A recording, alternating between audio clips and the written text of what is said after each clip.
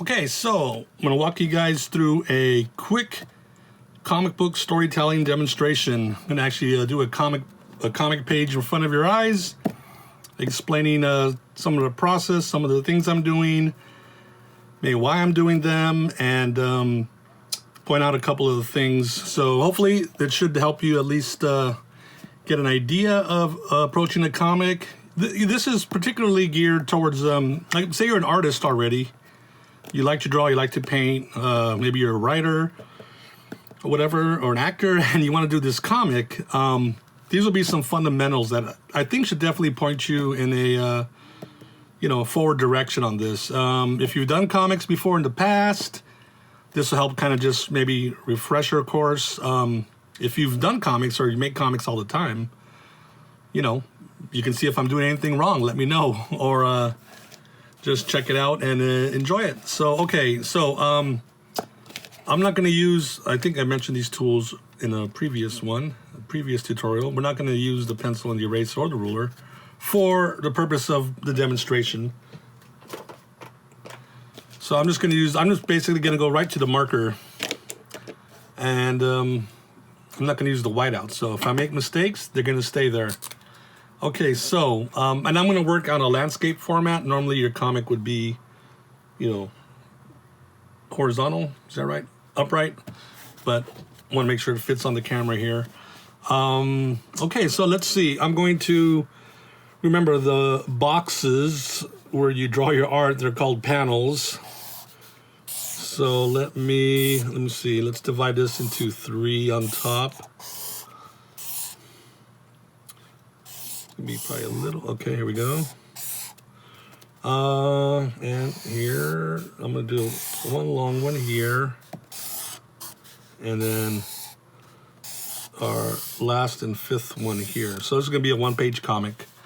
Let me start off. So I kind of already have an idea in my head. I actually did a practice one beforehand, and I go, okay, and I thought that's a good enough story where it demonstrates certain things I want to show you guys. So let's go with that.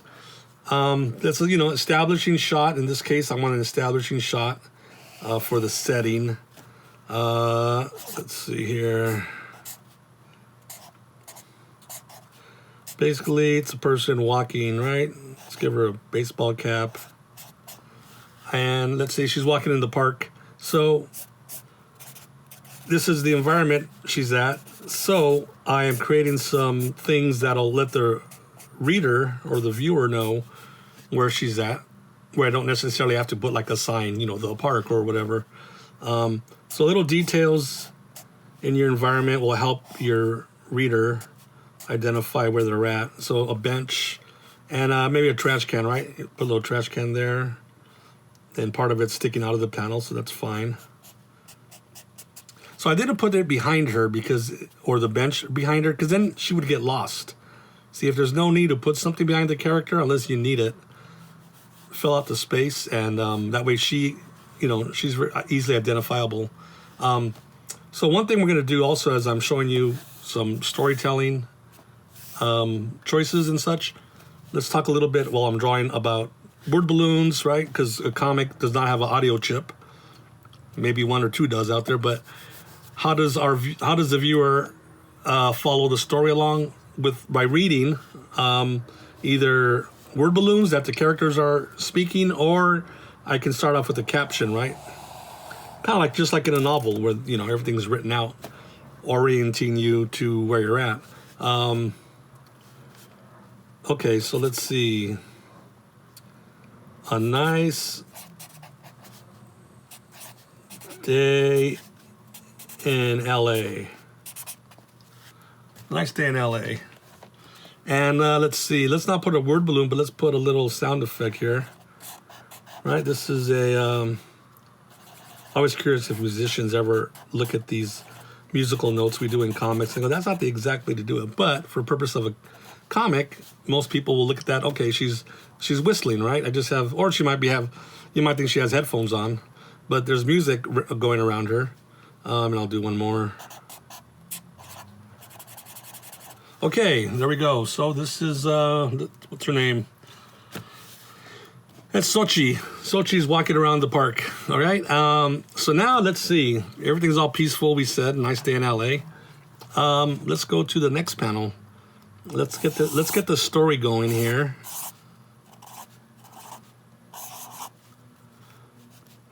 So Sochi has seen something. Let's see. Let's have her cap fall off.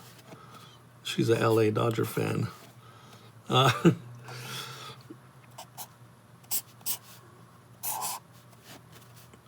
Now, some of you are like, might be, why is she scared? I'm just saying, if it was me and I'm walking and I saw what she saw, maybe I would react that way too.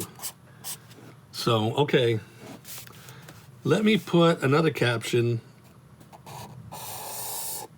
down here.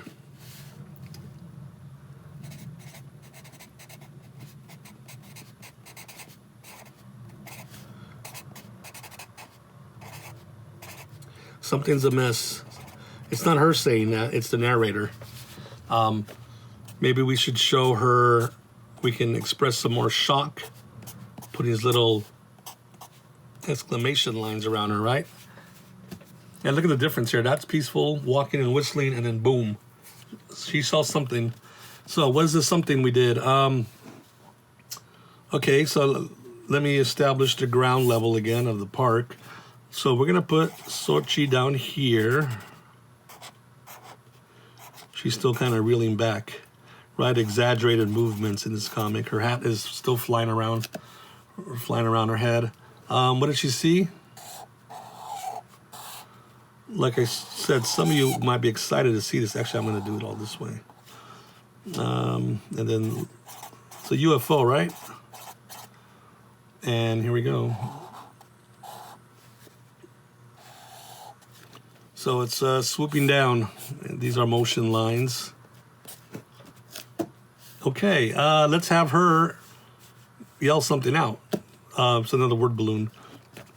But when somebody yells or screams or, you know, says something super loud, this is the type of word balloon we use.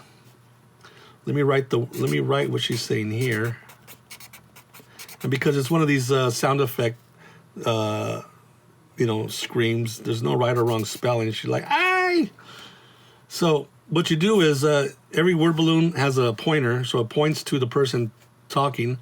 But this word, you might have been thinking like a round word balloon, but because she's yelling, this is what they use to show someone really making a loud, explosive sound. So she's screaming out loud.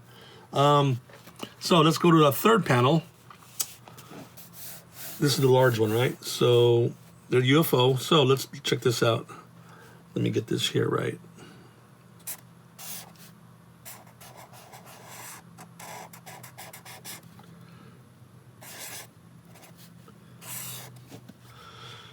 And on this side here.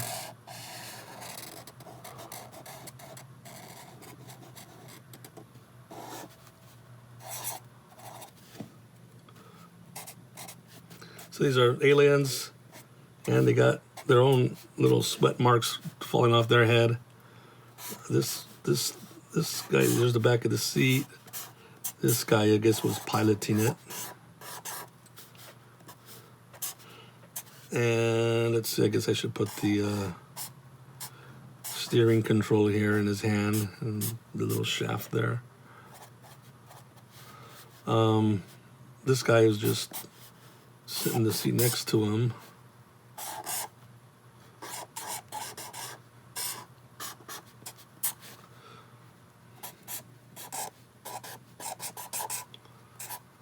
This guy's throwing his hands up. So they are shocked. So they're inside there because here's the rounded window that they're looking out of.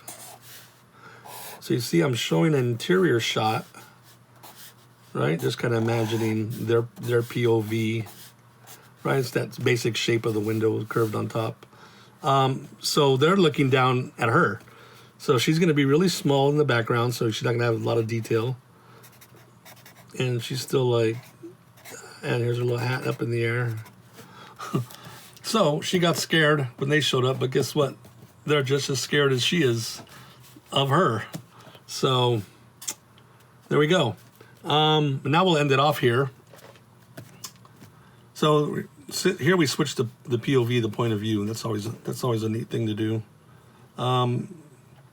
Plus, if I want to show their faces, you know, it's better to show them up close to, you know, the viewer, or I guess you call this the camera, and then she's in the background. So, and let's end it because it's a 5-panel story, so I do have to end it. Let's do a close-up shot of her. This is a close-up, but let's do a real extreme close-up, and kind of like from, well, let me draw it and you'll see what I'm talking about.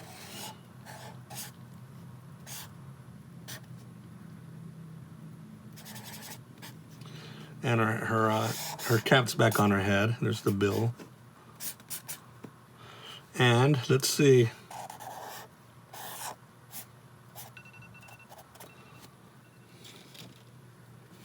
So there, the UFO decided to keep going. They got scared off of her. Let's do another word balloon effect here. Let's have her thinking, right? She's just thinking something instead of talking out loud. Okay, let's see. She's like, what the? But since she's thinking it, here's how we show that. A thinking is like a balloon is actually like a cloud, right? And then the pointer, instead of a thing pointing at her, we put these little small, they're getting smaller as they get closer to her. So that is her thinking, what the? And that's how you demonstrate that. So there's a quick run through on a comic. Let me show you something. This is, so just suppose I covered up all the dialogue, right? Let's see if that's, I think that's covering up. Cover that up. And then let me cover up this one here. So if you just came in here and started looking at this comic, just by looking at the story, just follow the story along, I think you'd get the idea of what happened, right? If the artist did the job right, the information should be there for you just visually. Her reaction shot, their reaction shot, and then it leaves. So you figured, okay, they came, they saw, they didn't conquer, they left. And hopefully she can continue on with her nice merry day in LA. So, and you know, what's a good example about this is there's different shots, like in a film, different shots. This is like the establishing shot. We're establishing the scene, the location, and the person, what they're doing, just walking. This is kind of a close-up medium shot, right, her waist up, because we want to get a good look at her face and her reaction. It's another medium shot, showing both of these important objects in the same shot. Sochi's reaction and then what she's reacting to. And then here's a reverse shot. Now we're inside the ship. And it's a close-up of the aliens. And then another, this is like an extreme close-up because look how close we are zoomed in on her head. Like we don't see the rest of her head because it's cropped off by the edge of the panels and the ship's flying off. So, you know, there's variation in the size of the figure, so she's not always the same exact size in every panel.